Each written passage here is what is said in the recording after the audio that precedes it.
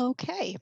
All right. So welcome to today's edition of the Cardea user group meeting. Today is the last, if you can believe it already, the last Thursday of the month of January. And so today's meeting topics are technically focused.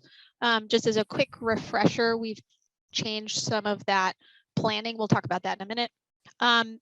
So most importantly, we need to talk about our antitrust policy. So this committee is, or group is governed by the Linux Foundation antitrust policy.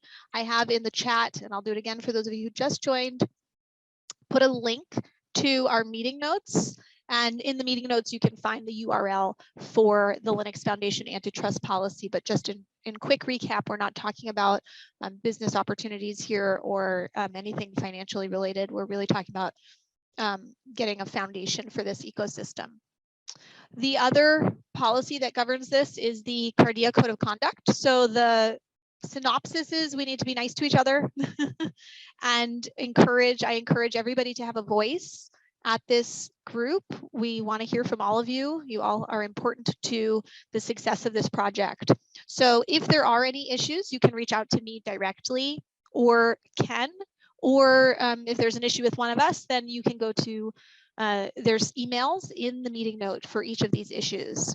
So you can send an email to any one of those groups depending on which is which area of concern you have. Let me just get my screen shared so that you guys can all follow along. So, is there anybody who would like to introduce themselves today? Maybe it's been a while, it's a new year.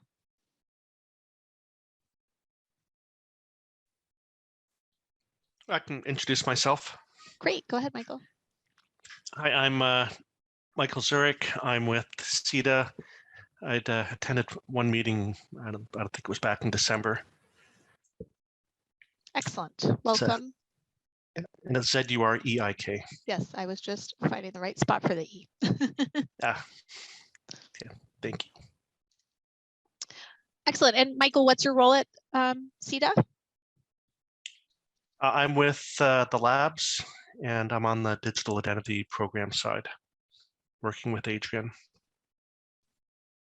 Excellent. We're happy to have you. Thank you. Anybody else?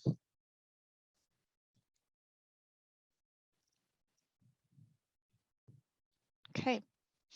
All right, then we can jump into it. So last technical update, we didn't have James to give us some updates on the mobile agent. So I've asked James to come today and give us some updates on where things are with the mobile agents. James, as a facilitator of these, we can also go to our roadmap where we have some columns specifically for those. If you want, I can try to update these, or you can let me know which rows to update as we go if they've been completed or are in progress.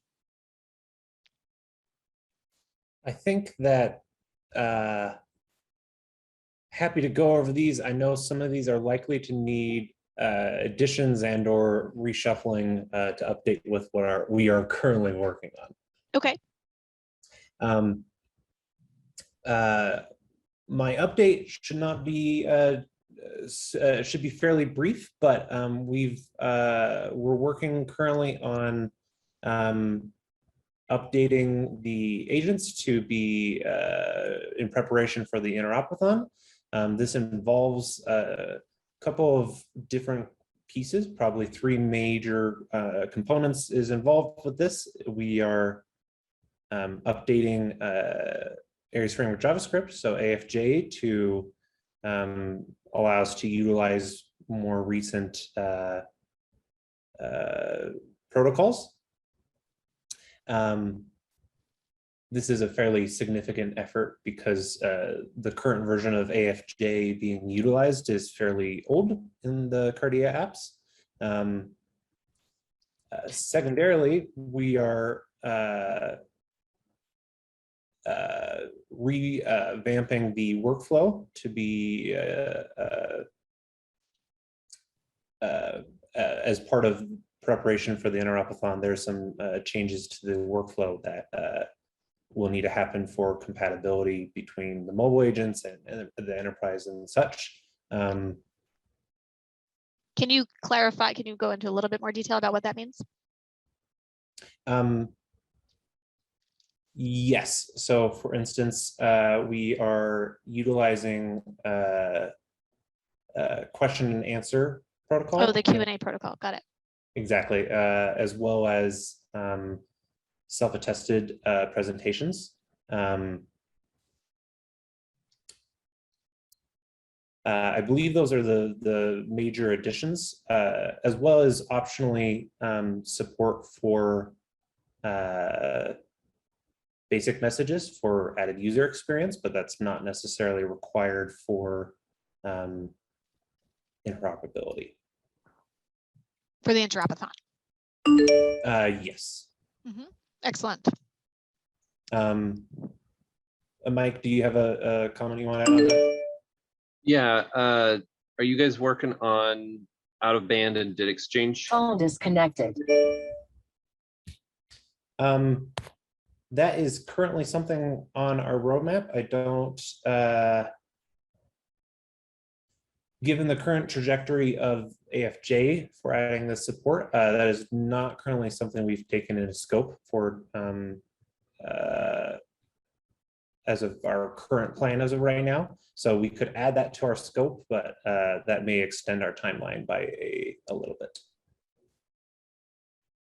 Yeah, we should look into where that fits in, because that was one of the out of band was one of the 2 goals that Ken set up for the Interopathon last time. We talked about what things should go into it.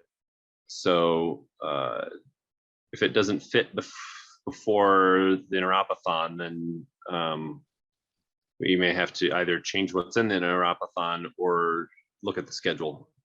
So if you could, I don't know, maybe you and I need to coordinate on that one later, or maybe you need a chance to talk to the AFJ crew or something. We'll have to review that to see where it fits. I think it would probably be smart for you and I to talk to make sure that we're aligned on everything. I know I missed a couple of meetings, so of these meetings, so it's likely that was discussed and I wasn't actually aware that was a decision that was made. Yeah, alrighty, we'll go over it. Okay, and just in the interest of getting into a little more detail, so we have the, it's AFJ to newer protocols? Yep. Okay, and so what are those ones that you did include? So I guess to be specific, the reason we updated AFJ was to be able to utilize newer protocols such as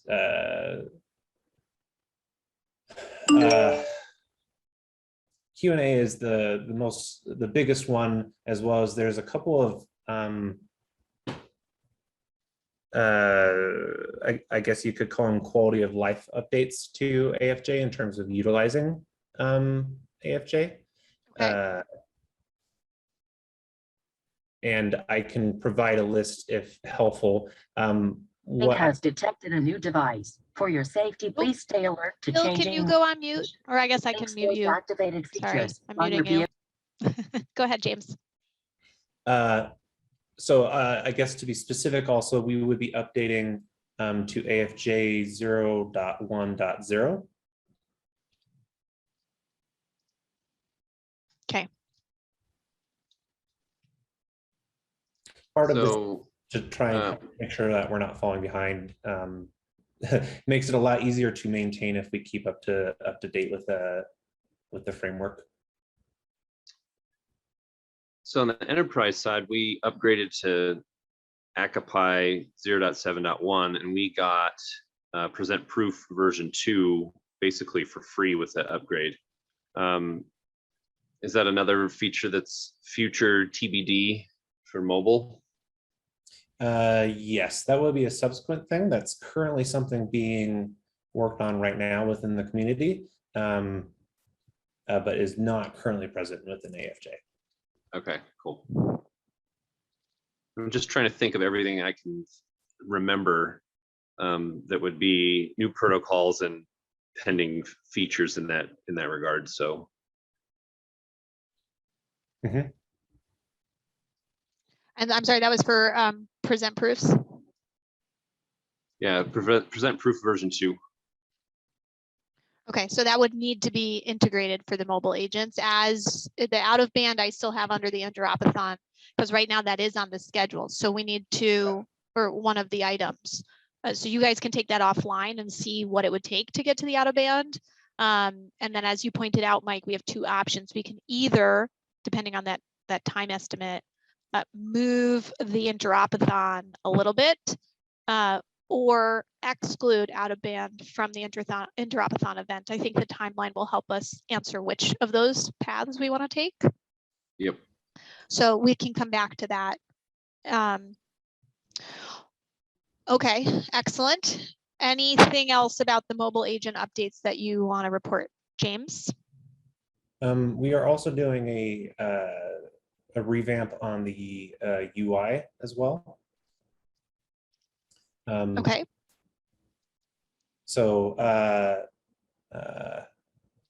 don't think there's too much to say there other than that we're taking a messaging focused approach versus, which is a little bit of a different approach than the previous iteration. This is for better user experience.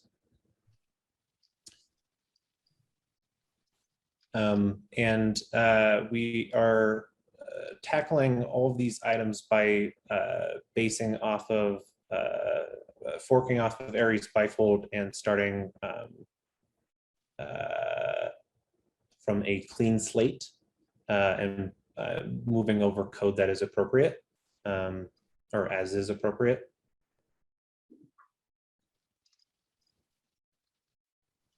But given the extensive changes in the workflow as well as the AFJ updates, starting from a fresh slate in this case is the smarter approach. Okay. Would you be, I think maybe when would you be ready to talk about that in a little bit more detail for this committee in terms of what's changing and in the base codes?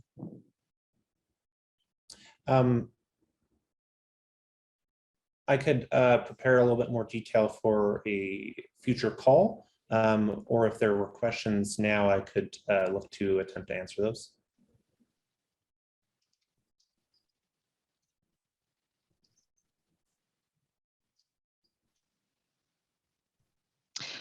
I don't think so.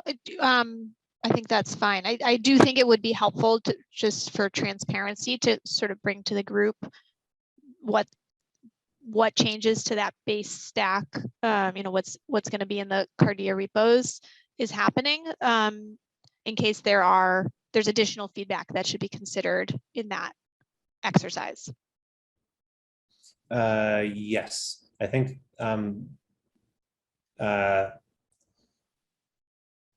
the Cardea app was initially forked off of a fairly older version of Aries bifold previously. So I don't think we have any major shifts in architecture, if you will. It's mostly a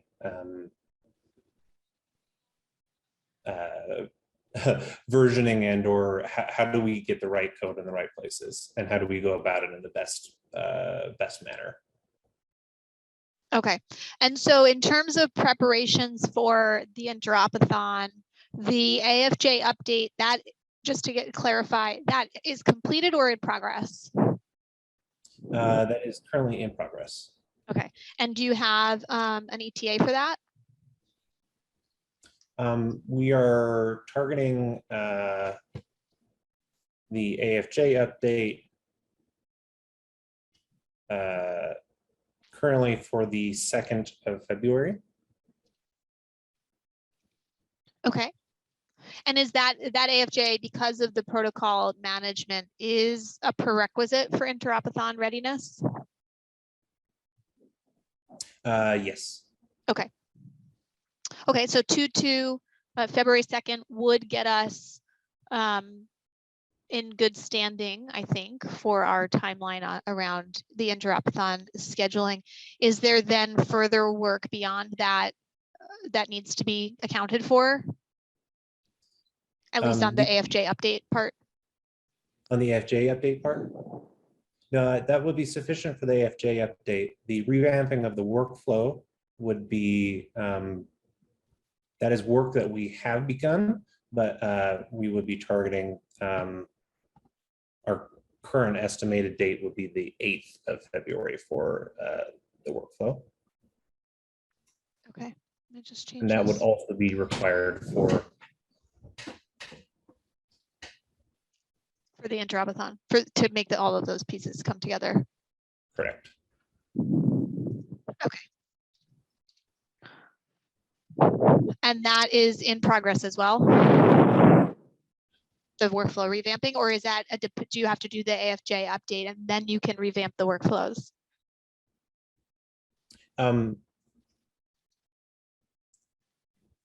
They are at least somewhat sequential, but I would probably mark that as in progress in terms of we are working on that this week. Okay, but there's dependencies. Right. Okay, excellent. And then we already discussed the out of band was the other component, and you guys will take that offline. We'll be able to update this once you've had a discussion about where that stands on the timeline for Yep. inclusion. Okay, is the UI revamp required for the interopathon?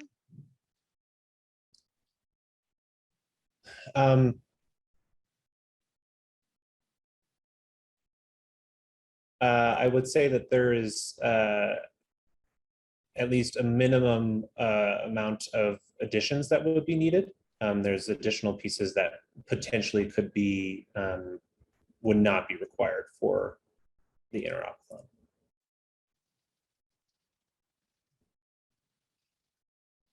Okay, so I guess the one critical question would be, do we know which components those are, and can they be prioritized so that version could be ready for the interopathon?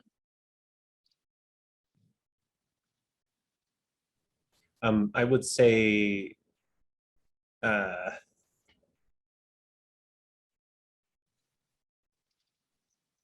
Well, it looks to me like all of the presently planned updates are going to be available and on time for our current hopes for the interopathon.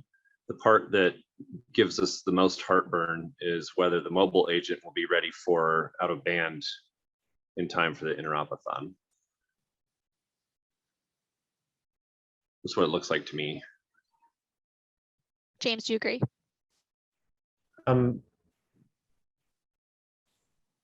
would you be able to give me a reminder of what the target date currently is for the interopathon? Yeah, so we're hoping that we're a little bit, I'd say, into a shift already. If some things are going to go into early February, but we're hoping for once we can see that all tech is going to be ready, we would go look out 4 to 6 weeks to get it calendared. So we were targeting sort of late Feb, early March. I think we're already looking at the early March as opposed to late Feb at this point. So we're in the March, we're in calendar March. Exactly where in March we are is going to depend on these details. Yeah. I think I would agree with Mike's thought in terms of the UI. I think that the largest, the most involved addition is the messaging screens. So being able to communicate with the other party in like a text messaging style that has more that has the most components that will need to be written and or altered for the app. Okay, and those don't have any bearing on the interopathon.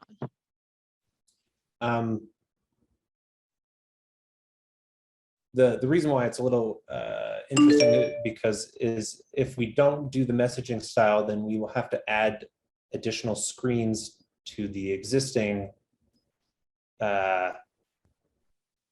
format to be able to handle question and answer, self-attested values. So there is a trade-off there. Okay.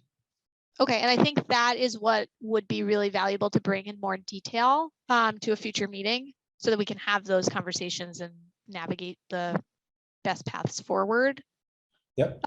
So yeah, so I've got you on here that you're going to come. You let me know when you're ready, and we'll put you on the agenda for a technical. That means either the 2nd or 4th Thursday on the calendar. So probably sooner than later, so that we can help answer any questions or drive direction. But Yep. let me know what works for you, and we'll get you on the agenda.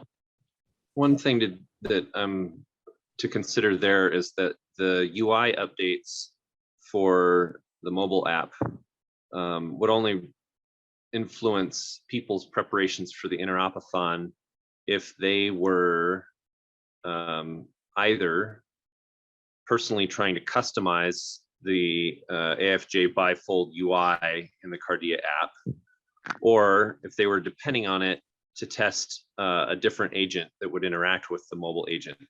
And since there are other agents out in the community that would support some of the necessary features, there's the possibility that people are going to be able to prepare for the Interopathon without necessarily having to have every single update to AFJ and bifold done and shipped. Yeah, I think that's a very good point, Mike. So And that should help. Yeah, and I think if we can define the impacts of these things, so like people testing this scenario, it's not going to matter. That's also going to help us navigate how soon we're going to be ready to get it calendared for an Interopathon, and so that those participants can know this is what is ready and this is what's not going to be ready, so that they can come to the Interopathon with clear expectations around who should and shouldn't participate or what we are testing. Yes. Excellent. Okay, so we can try to get some of that clarified between now and our next meeting to get that hammered out and get those timelines worked up. Mike, I heard you. Sorry, before I switch gears, James, do you have any other mobile updates? No, I think that is all from my side of things. Thank you. Okay, great. Any questions from the group on the mobile side before we shift gears slightly?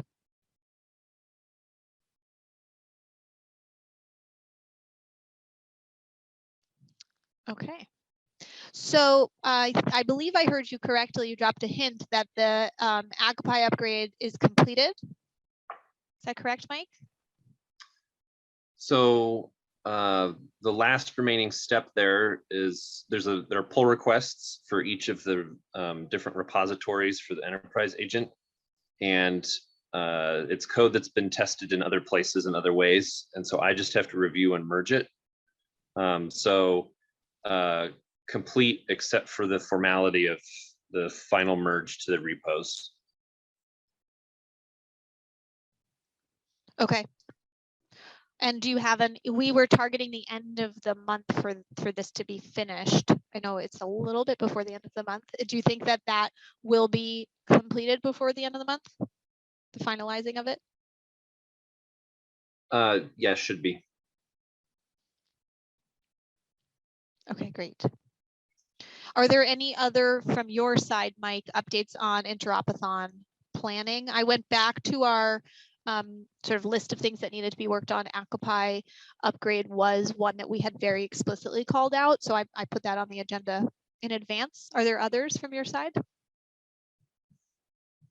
So we are presently working on the out-of-band code, and the timeline to be complete with that is roughly the same as James was saying, roughly the 8th of February.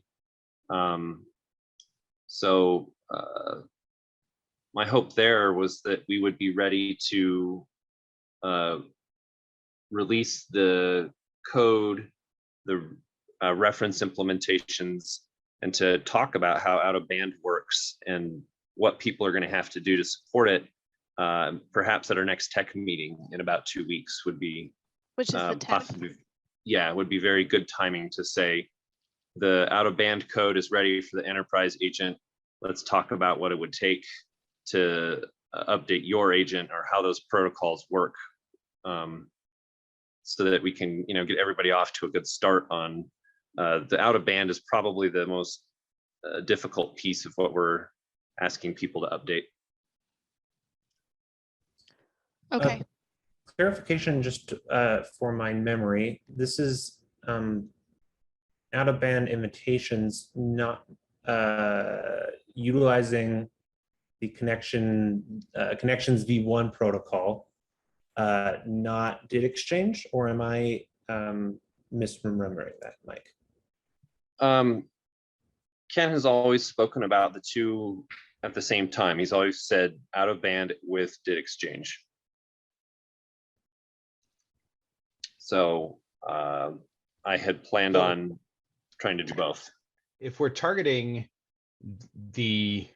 one way to perhaps make this easier is that the community coordinator update that Aries is doing is only the first step is only jumping to out of band invitations, but still with the connections protocol.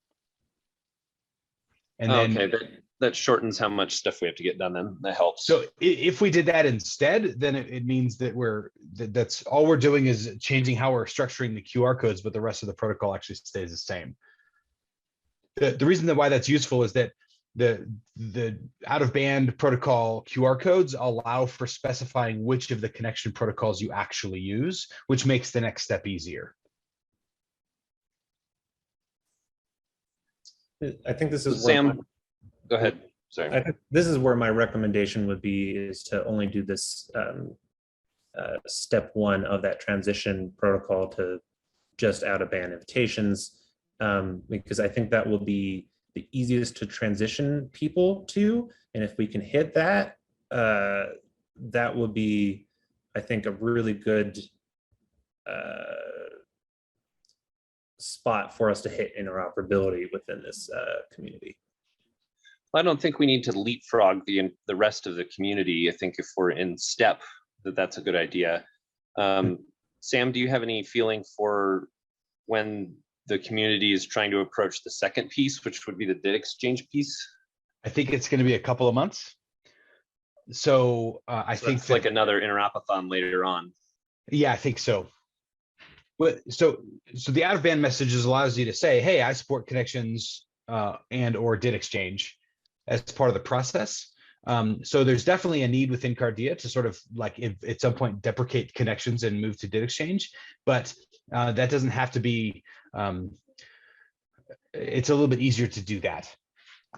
So I propose that just doing that first step is sufficient for this one, and that limits the amount of work that has to be done.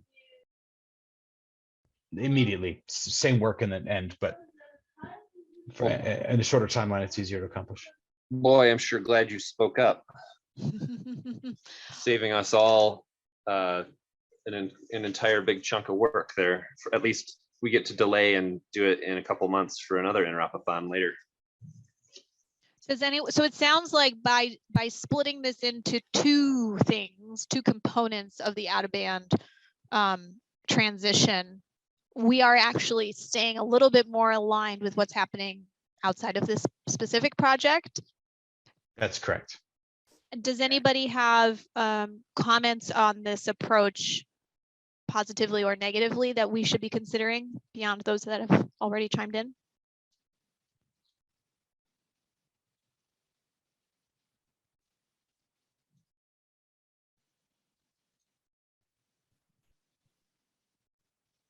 Okay. So then it sounds like I agree with what's been said. It really makes sense to not leapfrog where people are today, right? And taking a stepping stone approach, especially as we're trying to manage timelines for an interopathon, that makes a lot of sense.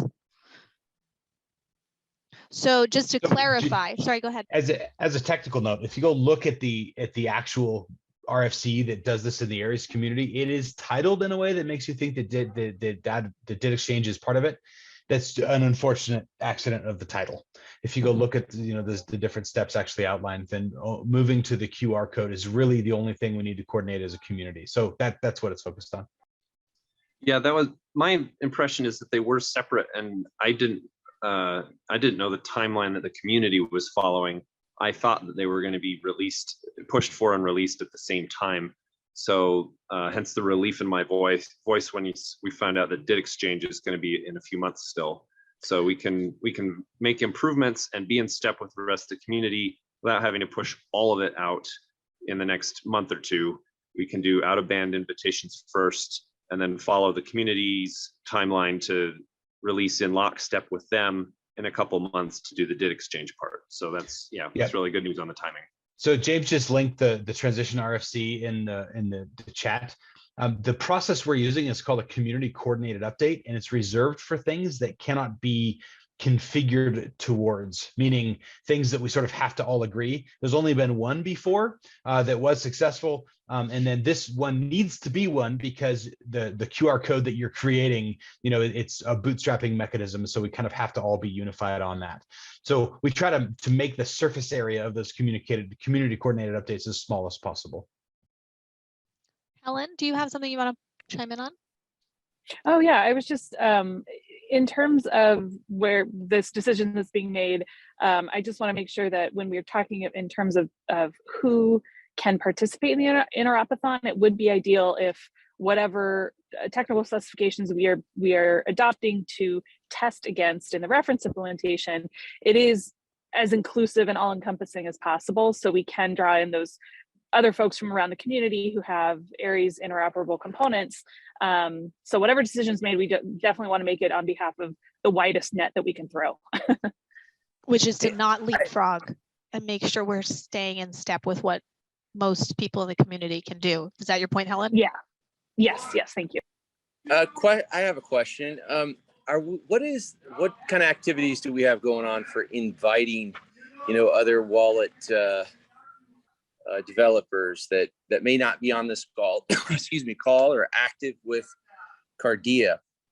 Do we have any kind of a reach out program to try to at least let them know that it's there, give them the rules, and just try to get broader participation? Yeah. So RJ, we've dedicated the third Thursday of each month specifically to do a better job at that. So it's talking about our marketing and outreach approach and getting the word out and how do we get more people engaged in this ecosystem and community. So we've revamped the website. You should go check it out if you haven't already. Yeah, I was thinking more. We all are connected through the industry, right? And we're all dragged in lots and lots of different directions. But it's almost like we have, dedicate a personal invite to some of the other folks that we have to come and join, just so we have more participation, right? I mean, I agree with you. The site's looking good. I was on that meeting, we were talking about it, but it's almost like, unless there's because we're all on all these other committees with these individuals, and where we go out and we invite them to join. I just to participate. I don't know. I'm just kind of throwing it out there. Go ahead, Helen. Oh yeah, I would just say, so in terms of Interopathon specific, part of the mechanism of hosting those events is exactly what you're talking about, is putting our hand out and bringing a buddy to the meeting, so to speak. So, hosting these Interopathons should be looked at not only as an opportunity to test the technology, but also to expand our community and folks and awareness that Cardea and this program and project exist. So definitely use these as that sort of lead generation tool for expanding the project. I'd also say that one of the lessons we learned from the last Interopathon is that folks did need more handholding and needed more opportunities for early testing against the reference implementation to have a successful experience at the Interopathon. And one of those lessons, part of the kind of after action that we're doing is trying to complete this technology ahead, as Keela described, 5-6 weeks ahead of the actual event, so that we can hold office hours, we can hold early testing and things like that, all in the hopes of exactly what you're saying, RJ, to bring more folks into the community. So combined with, kind of these onboarding efforts with marketing and our sort of revamped marketing strategy to be more kind of visible and make it lower on-ramps, kind of lower barriers of entry, hopefully we'll see this community grow. But I agree that there is also an opportunity to have something, have those personal invites and that messaging, so that you guys, in all the meetings, all the community and standards meetings that we're in, we can bring this more Cardea talk to other facets of the community. I totally agree. So like, I'd love, like, let's name 10, 5, 15, whatever the number is. And obviously we'll have resources to help support this. But for example, I guess BC has a wallet that they're issuing credentials to. I would love to go to Jordan or whoever else in that organization. I'm sure someone on this call probably knows people better than I do, and say, hey, we'd like you to participate in this Interopathon, and just reach out to them, right? So I'm on a bunch of calls with Jordan, right? So maybe I can reach out to them and see if they can participate, or at least find out, what the reasons why they wouldn't based on technology. Then maybe that changes some of our roadmap. I have no idea, but I think what would be important, the important prerequisite for that, RJ, which I think is great, and there's absolutely nothing stopping us from doing that today, right? Saying, this is what I'm working on. Isn't it cool? You want to participate? Come join us. But in terms of speaking to the tech people, we need to lock in what is going to be tested in the Interopathon, which we should be able to do, it sounds like, in the next 1 to 2 weeks, and the targeted date, so that those people can review it in a more detailed fashion and say, yes, I'm in, or this isn't really my focus, and then maybe we can garner some feedback from that. Mike, did you want to comment? Yes. So first, to speak to what RJ was saying about inviting people. Last time we had 9 people enroll in, to show up for the Interopathon. So I think right from the get-go, where RJ is saying 10, 15 people, we can invite the same 9 to show up a second time, and then reach out to get a couple more. So maybe pushing into the 12 to 15 territory is not a huge stretch goal.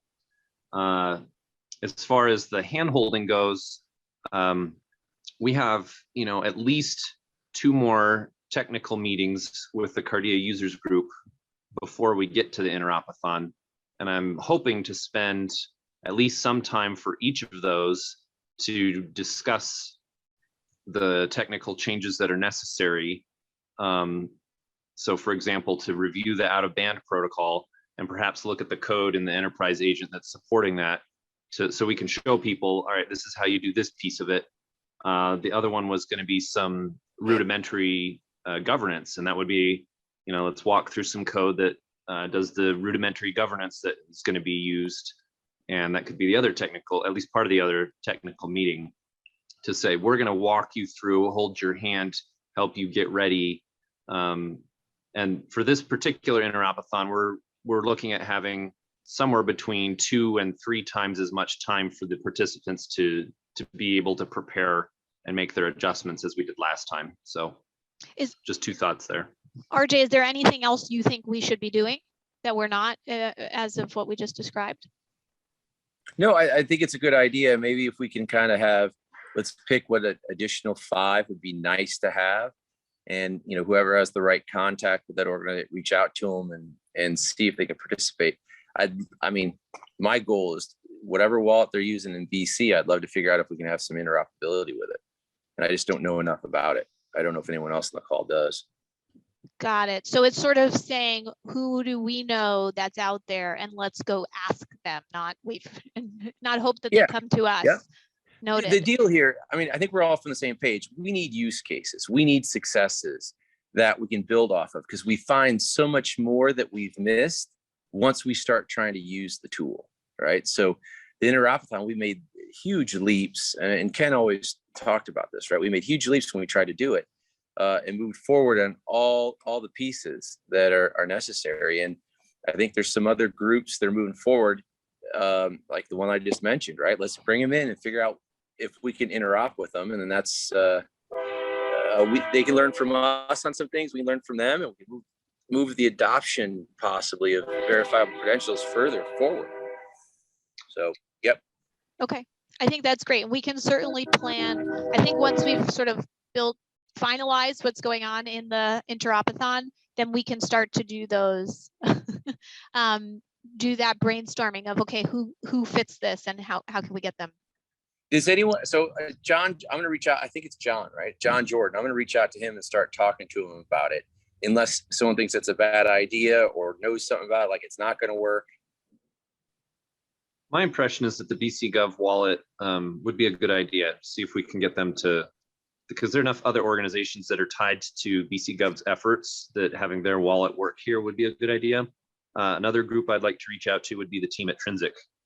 Yeah. If I don't know how to spell Trinsic, but if you can fix that, Mike. Looks right. Okay.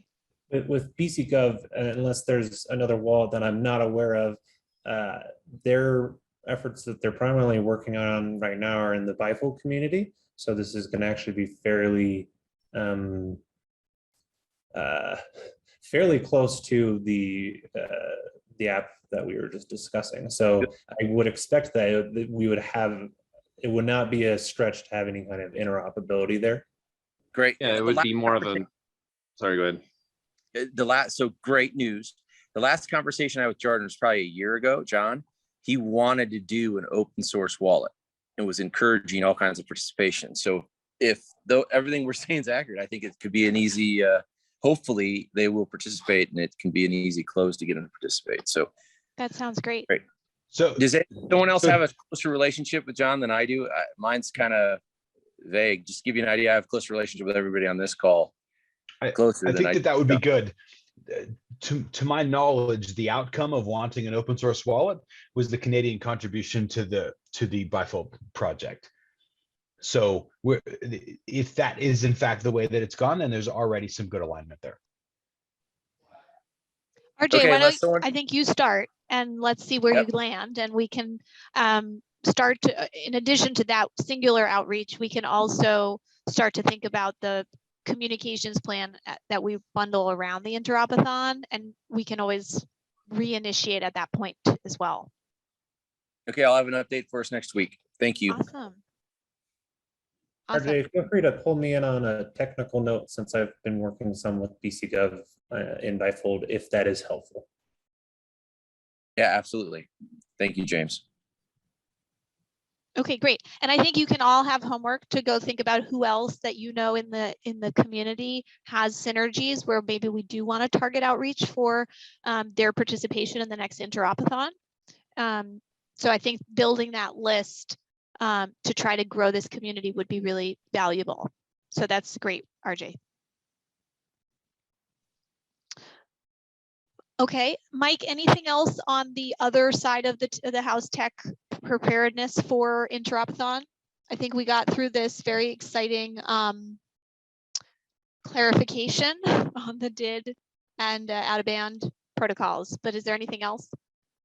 So besides the out of band, the other thing that was on Ken's wish list was to do the rudimentary governance, machine readable governance. Yeah. Yep. And we were going to do that with participants, right? Yes. So this would be participant checking. And that's another motivation to have a much longer timeline for people to prepare. Because some of those participants who would come to the Interopathon are going to need to get listed in the governance file that'll be published on the Cardea reference implementation.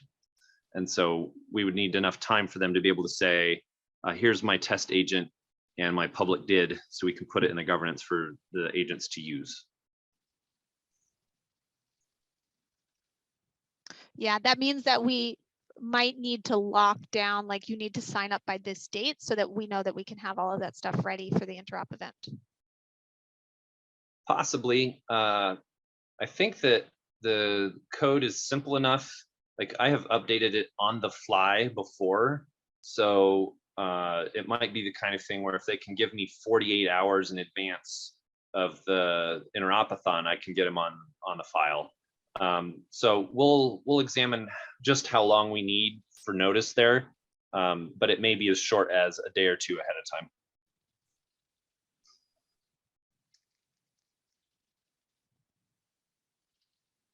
Okay, but we'll have to close registration at some point, even if Yeah. it's close to the event.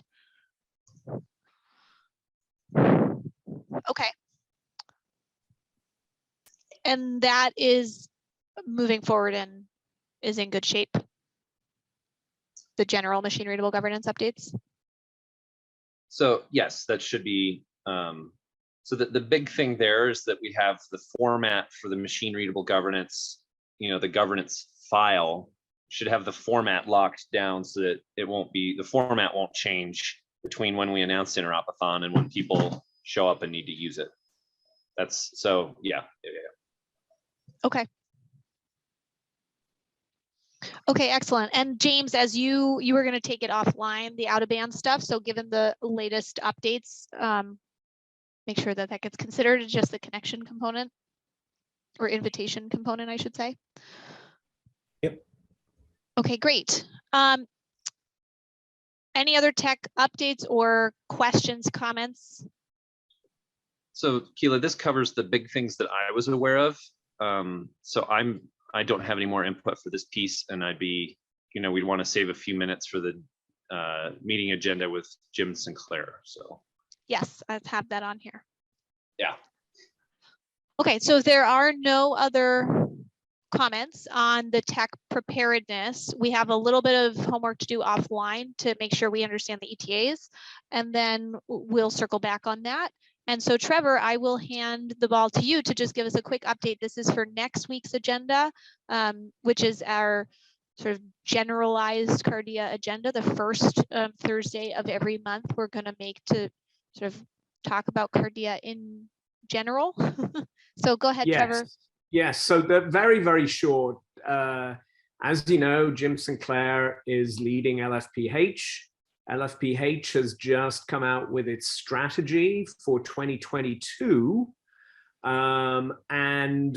Jim is going to come and talk to us about that strategy and explain what are the kind of things that LFPH are interested in. Now, we know there are going to be three pillars to LFPH's strategy. And interestingly, none of them involves the word COVID or credential. The first is Veterans Affairs. The second is rural health. And the third is health equity.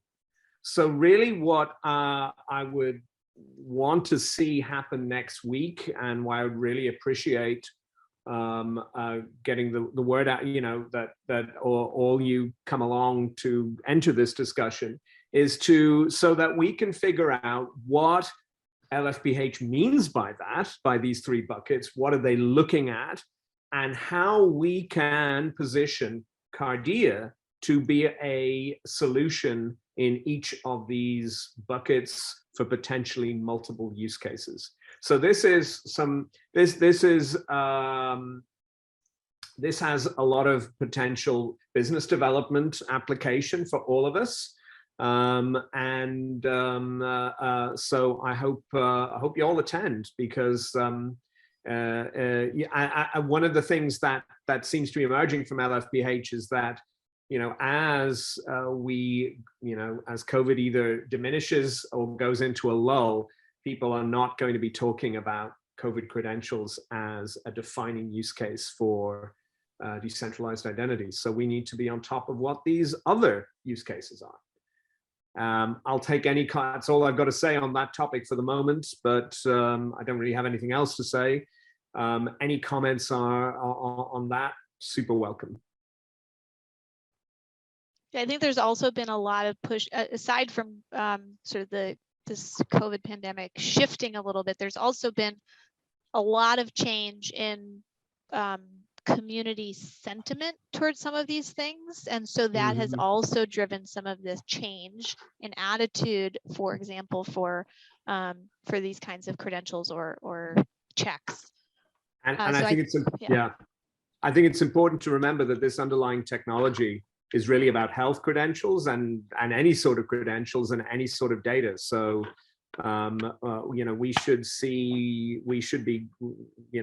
just tie ourselves into the one use case, though Though I have to say, with restrictions being lifted in Europe over the past week, there has been a lot of the European Union's DCC has been quickly abandoned, which is kind of interesting. The one exception is international travel. Right. Right. So perhaps it just skinnies down its footprint of what it's used for, and there, in which case, where else can this be applied in the stratosphere? Okay, well, I think from a health background, I can say that certainly the conversation around health equity is something that if it's not raised in every meeting I'm on, it's every other meeting I'm on. I mean, it is the conversation of 2022, is what are we doing about health equity? And I think there's a lot of meanings to that, so that needs to be further defined. But yeah, because I'm not sure I understand what health equity means beyond a very simple understanding of the words health and equity, yeah. But how that translates into policy, and I mean, I don't know, and I want to see what Jim has to say about that. Yeah, it'll be interesting. I think it has a bunch of meanings to different people. One of the things that has been discussed in the health sphere, right, which is where I spend my days, is really as simplistic as understanding somebody's race and ethnicity, which is an interesting focus, right? But if you don't know those answers, you can't begin to measure health equity in those cohorts, right? Those are the cohorts that are often used to bucket and define equity across the health sphere, as right or wrong as that may be for various reasons. And so it'll be interesting to hear what he has to say about that for sure. I would also want to report that the COVID credentials initiative is somewhat looking for new direction. Again, given recent developments, it might. If any of you have ideas as to what they could usefully do around health data, that would also be appreciated. I think. You know, how could we are supposed to. Well, we were supposed to give a presentation of Cardea to CCI, but for obvious reasons that has been delayed. But one of the issues that I think some of us have talked about is how can CCI be doing more and LFPH be doing more to push Cardea? What do we want from them, and what can we give them that they can use to get us what we want? So I think that may also be something we want to discuss next week. Okay. Okay, great. So yeah, so again, just as a quick reminder, first Thursday of the month is not going to be a technical conversation. It's going to be sort of the strategy. Who are we? Where are we going? What do we do? Welcome if you're new to the community. And it'll be great to have Jim and give us some insight on how things are pivoting given the state of current affairs. Do you know, Trevor, is he planning to come to should we have him at the beginning of that? I would say, yeah, unless we have people showing up who are showing up for the intended purpose, which is brand new, to tell us about Cardea. I think we should be, if nobody shows up like that, we should just dive straight into Jim. Okay, excellent. So to speak. Any other questions or comments or things you want us to make sure Jim touches on? We can always reach out to him and let him know.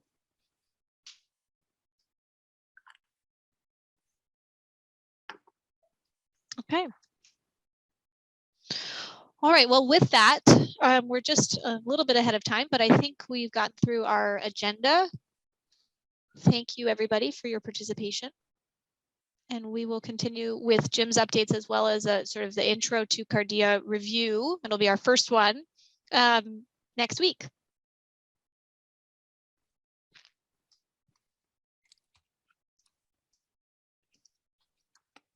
Thanks for leading our call, Keela. Thanks everybody for jumping in and talking and having good updates. Yeah, thanks. Thanks, folks. Thank you, everyone. Talk to y'all soon. Thanks. See ya. Bye. Bye. Bye.